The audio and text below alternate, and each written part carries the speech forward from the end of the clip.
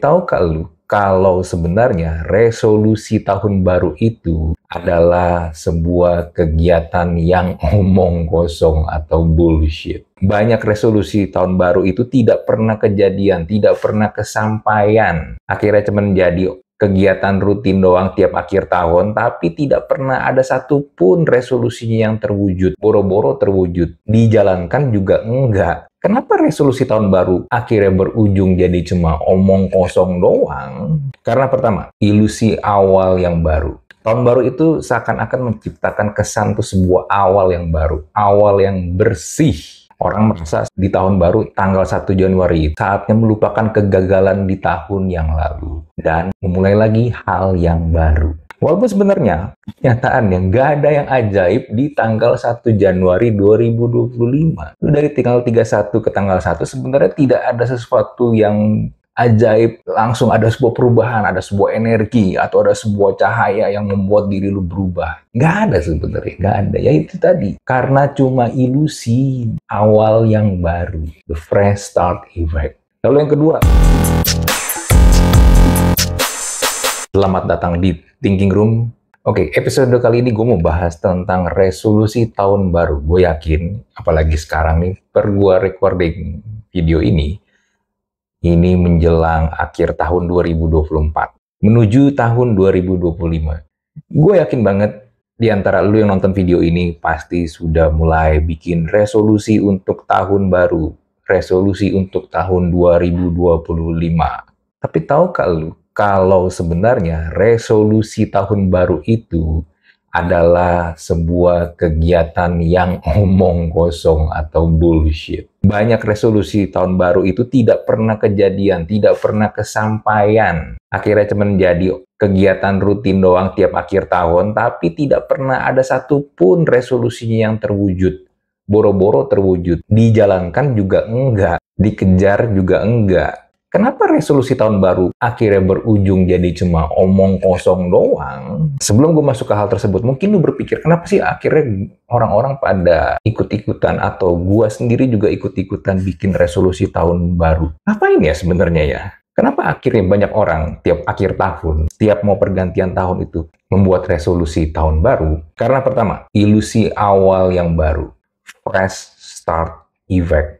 Tahun baru itu seakan-akan menciptakan kesan tuh sebuah awal yang baru, awal yang bersih. Orang merasa saatnya di tahun baru tanggal 1 Januari itu saatnya melupakan kegagalan di tahun yang lalu. Memulai lagi hal yang baru. Walaupun sebenarnya kenyataannya nggak ada yang ajaib di tanggal 1 Januari 2025. Dari tanggal 31 ke tanggal 1 sebenarnya tidak ada sesuatu yang ajaib, the magic things gitu yang langsung ada sebuah perubahan, ada sebuah energi, atau ada sebuah cahaya yang membuat diri lu berubah di tanggal 1 Januari. Nggak ada sebenarnya, nggak ada. Ya itu tadi, karena cuma ilusi awal yang baru, the fresh start effect. Lalu yang kedua, harapan. Nah, harapan akan adanya perubahan. Manusia itu adalah makhluk yang optimis, malah kadang over-optimis. Optimis itu berlebihan. Yang penting yakin dulu aja. Membuat resolusi itu seperti seakan-akan sebagai cara yang pengen mereka bilang, yang pengen lu bilang, kalau gua bakal lebih baik di tahun yang baru. Bahkan sebenarnya mungkin lu juga tahu, resolusi yang tahun yang lalu aja, atau tahun yang sekarang lagi masih berjalan aja nih, yang udah mau habis ini aja, sebenarnya nggak ada satupun yang terwujud, men. Nggak ada satupun yang terwujud. Lalu yang ketiga sebenarnya konyol menurut gue, tekanan sosial. Semua orang ngomongin resolusi. Kalau nggak bikin, gue kayaknya ketinggalan tren nih. Gue jadi FOMO nih. Ya udah, jadi gue ikut-ikutan aja bikin resolusi. Gue post di Instagram, gue post di Twitter, gue post di TikTok, atau dimanapun pokoknya semua di post di status WhatsApp or whatever itu. Pokoknya biar gue nggak ketinggalan tren. Karena orang beramai-ramai tulis resolusi, bikin resolusi buat tahun yang baru.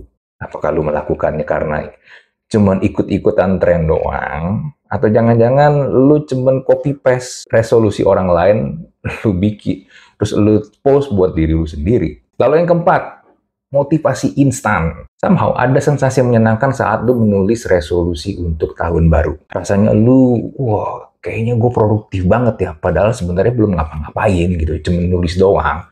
Resolusi itu kan cuma ya kepengenan lu doang, impian lu doang, mimpi-mimpi lu doang. Gue pengen misalnya turun berat badan, gue pengen jadi kaya, gue pengen naik jabatan, gue pengen punya mobil baru, gue pengen punya rumah, gue pengen punya pasangan, gue pengen menikah. Tapi ya itu ditulis doang.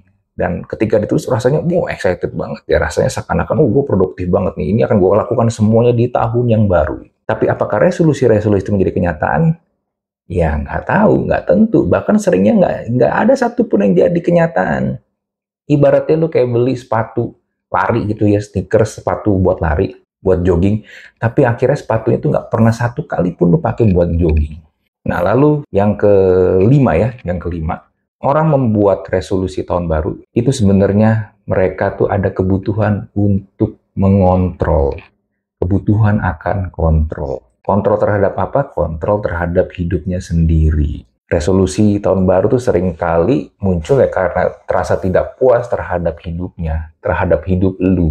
Membuat resolusi, bikin list target, itu menciptakan seakan-akan lu tuh punya kontrol dalam hidup lu. Walaupun mungkin kenyataannya, ketika lu balik ke kenyataan, ketika lu balik ke mulai aktivitas pekerjaan lu sehari-hari, mungkin sebenarnya lu tidak punya kontrol dalam hidup lu. Banyak hal yang sebenarnya lu lakukan itu tidak ada kontrol sama sekali dari hidup lu. Lu hanya mengikuti arus yang ada, mengikuti peraturan yang ada, mengikuti apa yang biasa orang lain lakukan. Tapi lu sebenarnya tidak punya kontrol. Jadi, ketika lu membuat list ini, lu seakan-akan merasa gue punya kontrol karena gue punya target yang mau gue kejar di tahun baru. Dan believe it or not, resolusi tahun baru ini rata-rata kebanyakan itu semuanya pupus di bulan Februari. Atau bahkan sebelum bulan Februari, di bulan Januari, di minggu kedua, minggu ketiga pun udah kelar aja gitu. Nah, tapi pertanyaannya kan kenapa susah gitu? Kenapa nggak jadi kenyataan sih resolusi-resolusinya? Katanya kalau kita menulis, kita membayangkan, kita memimpikan, katanya alam semesta akan merespon, lalu akan terciptalah sebuah energi, ya konon kan katanya begitu.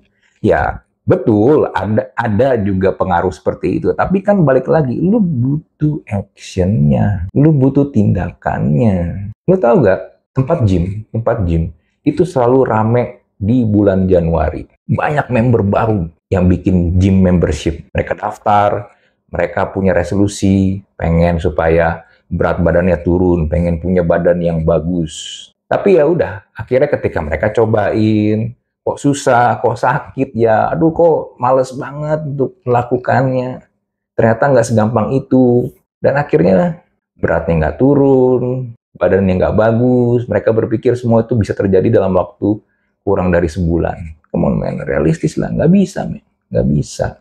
Dan akhirnya mereka menyerah, lu menyerah, dan karena lu ngambil gym membership yang tipenya itu kontrak setahun, ya udah, lu boleh dibilang cuman pakai membership gym lu itu dalam waktu ya mungkin kurang dari 1 bulan, di bulan Januari. Selebihnya lu cuma menyumbang uang duit lu ke gym tersebut, dan lu berkontribusi membuat gym tersebut menjadi makin kaya.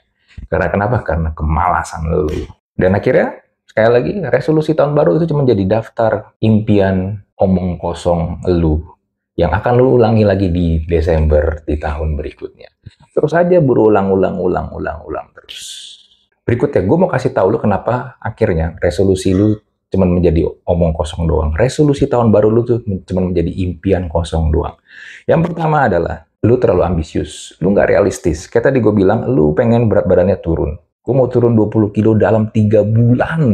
Tahun ini harus jadi miliarder. Tapi nggak mikir, itu realistis nggak? Di titik gue sekarang ini, possible nggak untuk mencapai itu? Nah, karena lu nggak realistis, akhirnya ya udah, lu nggak punya planningnya. Oke, lu pengen jadi miliarder nih. Lu pengen jadi miliarder, tapi sekarang lu di titik dimana lu, pekerjaan lu, income lu, gaji lu, sebulan cuman UMR Jogja lagi. Ya, gimana bisa mencapainya? Kecuali ada sebuah keajaiban yang benar-benar ajaib, atau lu mungkin merit sama miliarder. Itu mungkin bisa kejadian, tapi apakah itu juga punya peluang yang gede untuk diri lu? Nah, bisa nggak? Lalu yang kedua, lu tuh nggak punya rencana yang jelas. Ya, lu nggak punya planning.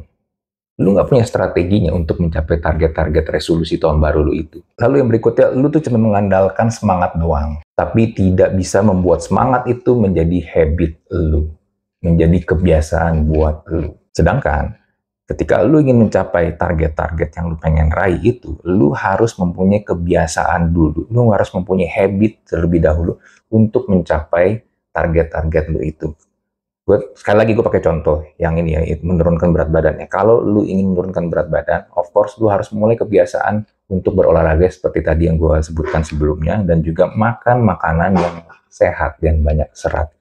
Itu lu harus lakukan rutin, gak hanya sekedar lu pengen mencapai di titik tersebut, tapi elunya aja nggak melakukan dengan rutin, dan itu menjadi apa ya, kadang tuh kalau menurunkan berat badan tuh kadang-kadang hanya dijadikan sebuah target doang sih. Ketika targetnya merasa udah mencapai berat badan yang mereka mau, yang lu mau, akhirnya kebiasaan yang tadinya udah lu lakukan, lu langsung secara drastis lu ubah dan balik lagi seperti kebiasaan lu sebelumnya, di mana berat badan itu berlebihan, ya akhirnya kan jadi percuma, jadi dietnya kan joyo. Padahal itu harusnya menjadi habit tuh terus menerus. Itu yang kadang tuh orang sering lupa. Padahal harusnya menjadi habit lu yang baru, dan itu lu terus lakukan. Begitu pula juga misalnya kalau ingin mengejar karir, mengejar target, ingin menjadi miliarder ya bangun pagi, cara kerja lu, untuk networking sama orang lain, cara lu negosiasi, cara lu berkomunikasi, itu semua kan harus menjadi sebuah habit yang lu harus praktekin tiap hari. Jadi kalau lu udah naik level, kebiasaan lu tuh sudah meningkat, kebiasaan lu sudah berubah menjadi lebih baik, ya dipertahankan, jangan turun lagi. Jangan udah di sini lu turunin lagi karena merasa kayaknya udah tercapai deh, padahal mah belum. Atau mungkin udah tapi ya belum yang gimana-gimana banget. Lalu yang berikutnya, lu terlalu banyak nulis resolusi. Resolusi itu terlalu banyak sehingga akhirnya lu bingung mau mulai yang mana. Akhirnya saking bingung mau mulai yang mana, ya udah nggak jadi dikerjain deh. Nggak jadi gue coba jalanin deh. Fokuslah terhadap 1 atau 2 resolusi yang pengen lu kejar di tahun yang baru. Walaupun sebenarnya menurut gue ya nggak harus mulai dengan di tahun yang baru kalau lu pengen mengejar sesuatu gitu. Kapanpun sebenarnya bisa. Tapi menurut gue, 2 yang mau lu kejar aja itu udah maksimum sih. Tergantung kapasitas diri lu juga ya. Tergantung resource yang lu punya juga. Nah, kalau buat gue pribadi, salah satu yang mau gue lakukan setiap tahun yang baru adalah gue ingin mencoba hal yang baru. Gue ingin mencoba hal yang baru. Di tahun ini gue ingin coba stand up comedy. Nah, akhirnya gue lakukan. Walaupun nggak menjadi profesional di stand up comedy. Gue datang ke comedy club, gue coba open mic, gue mencoba mempelajari stand up comedy itu seperti apa, ilmu-ilmunya, formula stand up comedy itu seperti apa, dengan tujuan untuk memperkaya kemampuan gue berkomunikasi. Nah, untuk tahun depan, salah satu hal baru yang mau gue lakukan adalah gue akan menerbitkan buku dengan penerbit buku Kompas. Judulnya apa, tentang apa, ini masih gue belum bisa bilang, tapi pada intinya akan ngomongin tentang zombie. Zombie apa? Apakah buku gue tentang horor? Ya, tentang horor, tapi horor di kehidupan nyata. Rencananya gue akan terbit di Q1 tahun 2025. Itu yang hal baru yang akan gue lakukan. Walaupun sebenarnya proses penulisannya udah gue lakukan dari tahun ini. Karena sebenarnya gue udah bikin kerjasama dengan penerbit buku Kompas, gue udah masukin draft pertama tulisan buku gue. Jadi kalau udah terbit, gue bakal juga umumin. Lu harus beli. Nah, lalu yang terakhir. Ini juga sering terjadi. Sering kejadian banget. Kenapa akhirnya resolusi itu nggak pernah kejadian? Efek all or nothing. Sekalinya gagal, banyak orang, termasuk lu, mungkin langsung menyerah. Contoh ya, contoh. Aduh, gua tadi siang makan nasi padang nih, diet gua gagal deh hari ini. Yaudah deh, malam sekalian aja gua bablas, gua makan fast food, gua makan burger gitu. Ya, come on man. Nggak kayak gitu dong pola pikirnya. Oke lah, lu lagi diet, lu lagi menjaga pola makan. Tapi ketika misalnya let's say lu di siang hari, lu akhirnya bablas makan nasi Padang, atau mungkin lu lagi harus keluar kantor dan lu nggak punya pilihan lain, nggak ada pilihan untuk makan makanan yang sehat, adanya opsinya nasi Padang, ya udah mending lu makan daripada lu mati kan. Tapi bukan berarti nanti ketika malam lu malah tetap makan makanan jorok yang nggak sehat. Ya lu balik lagi dong ke makan makanan yang sehat, yang memang lagi lu planning, bukannya malah gitu jadi hancur, malah jadinya udah batal aja semua sekalian. Enggak men, enggak kayak begitu. Satu kesalahan itu bukan berarti lu gagal total. Enggak. Satu kesalahan, ya udah berarti lu tahu, oke, gue bikin salah, jangan diulangi lagi, gue balik lagi ke track yang emang udah seharusnya dong, bukannya malah akhirnya malah jadi kemana-mana dan lu nyasar. Jadi gimana caranya supaya resolusi lu, nggak harus tahun baru ya, apapun yang lu mau kejar, target lu, apapun yang mau lu kejar itu nggak gagal, dan gue bisa tetap konsisten menjalankannya. Yang pertama, mulai dari hal yang kecil dulu. Kalau lu pengen rajin, lebih sering olahraga, mulai aja misalnya dari lu jogging dulu. Jalan kaki dulu aja, nggak usah lu harus porsir lari. Let's say misalnya lu jalan kaki, misalnya keliling komplek 30 menit. Oke, setelah 30 menit, lu tambahin, lu udah biasa jadi sejam. Ya, nanti lu hitung tuh jaraknya udah berapa kilometer, udah 5 kilo kah, atau 10 kilo kah, atau berapapun itu. Tapi mulai dari hal yang kecil dulu, jangan langsung diforsir. Ya, atau mungkin kalau misalnya lu nge-gym kan lu nggak mungkin, lu belum pernah nge-gym, lu nggak pernah ngangkat berat, nggak pernah ngangkat barbel, lu langsung main bench press, yang beratnya 40, ya mati lu. Mulailah mungkin dari 55 dulu, atau mungkin angkat tiangnya dulu. Tiangnya aja itu juga udah berat. Tiangnya itu ya rata-rata tuh beratnya sebesar 15 kilogram. Lu pernah nggak ngangkat berat 15 kilogram? Yang kedua, fokus pada kebiasaan, fokus pada habit, bukan pada hasil akhirnya saja. Karena untuk menjadi kebiasaan itu dibutuhkan konon sekitar 21 hari minimal, dilakukan terus-menerus secara konsisten. Jadi fokuslah pada kebiasaan sehingga itu menjadi habit lu. Menjadi lu yang baru karena lu punya habit yang baru. Tujuannya sebenarnya untuk itu kan. Lalu bikinlah spesifik dan terukur. Caranya gimana? Gunakanlah metode SMART. SMART ini artinya spesifik. Misalnya spesifik, lu pengen punya income yang sekarang income lu mungkin UMR misalnya, let's say ya, gue pakai UMR Jakarta aja lah, 5 juta sekian, tapi ya, biar gampang 5 juta. Lu pengen punya kenaikan income, let's say 50%, berarti kan ada penambahan 2.500.000 tuh setiap bulan. Itu kan spesifik, lu pengen ada kenaikan income setiap bulannya 50%. Dari SMART tadi, S kan spesifik, M itu kan measurable. Itu terukur nggak?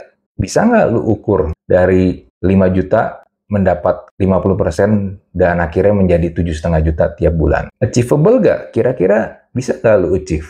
Bisa nggak lu mencapainya? Lalu relevan nggak dengan pekerjaan sekarang, dengan waktu kerja lu sekarang ini? Lalu juga time bound-nya. Jadi pada intinya, lu harus realistis, lu harus lihat, lu harus ukur.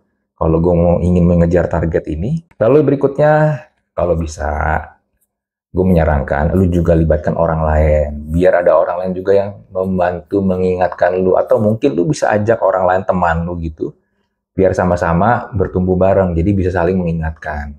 Lalu yang terakhir, evaluasi secara rutin, tiap minggu, tiap bulan, lu lihat progres lu kalau perlu lu catat, lu tempel di mana itu lu bisa lihat langsung tanpa perlu lu nyari-nyari. Tempel di tembok kek, lu tempel di pintu kamar lu, atau kalau bisa lu jadikan wallpaper handphone lu. Jadi lu setiap kali mata lu itu melihat, itu langsung terlihat di mata lu. Tanpa lu perlu effort lagi untuk mencari-cari, oh itu waktu itu resolusi gua, planning gua taruh mana ya, oh gua simpen di mana ya.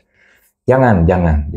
Pokoknya lu harus taruh itu di posisi di mana mata lu tuh bisa langsung melihat tanpa perlu effort harus mencarinya, sebagai pengingat supaya juga mudah mengingatkan lu. Gue sih berharap buat lu yang nonton ini, mudah-mudahan semua resolusi tahun baru lu itu bisa tercapai dan nggak cuma jadi omong kosong doang, nggak cuma jadi impian kosong doang. Ya, di video ini sih gue berharap semoga apa yang gue share ke lu ini bisa membantu. Tapi balik lagi, semua itu ada di tangan lu. Lu lah yang harus melakukannya. Karena impian itu nggak akan pernah tercapai kalau lu nggak pernah menggunakan tangan lu sendiri untuk mengejarnya. Oke, itu aja dari gua. Kita jumpa lagi di Thinking Room episode berikutnya. Bye.